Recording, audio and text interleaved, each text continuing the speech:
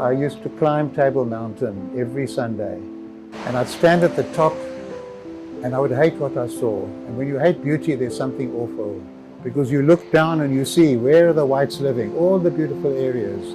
We are people of color living far away in the flats, and it distressed me, and it became one of the themes of my life. It's important to also dispel a notion that's very strong in this country, that somehow the external leadership in the struggle days was top-down, commandist, authoritarian.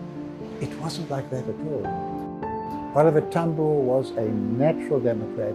Albert Luthuli, in a sense, had that openness, that warmth, that embrace, that listening to everybody. And he would say, bring in Moses Kotane, I want to hear what the workers are saying. He enjoyed listening to alternative voices. Mandela also had that kind of approach. And of course, we all loved Nelson Mandela. I'd worked with him in the underground. Arthur Chaskelson had defended him in Rivonia. And how did we show our gratitude?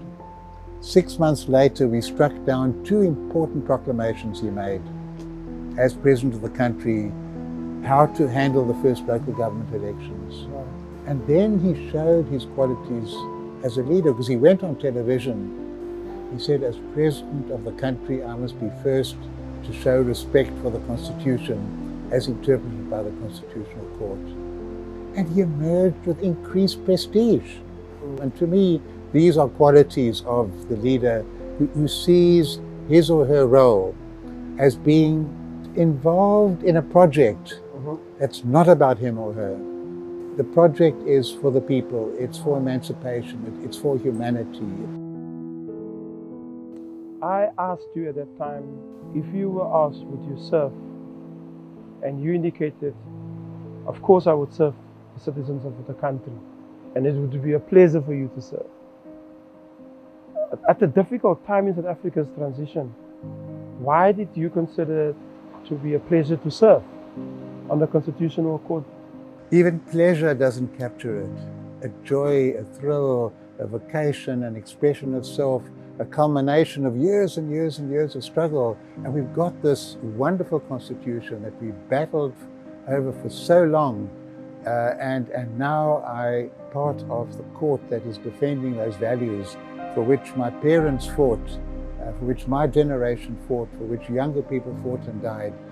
To be on the court defending those values and upholding them, for me was absolutely thrilling. I love shouting Amandla. No, it's not so easy. So first I lost my right arm in the bomb. And then I lost the chance of lifting my left arm. Through President Nelson Mandela, he made me a judge. And judges are not allowed to shout Amandla. And for very good reason.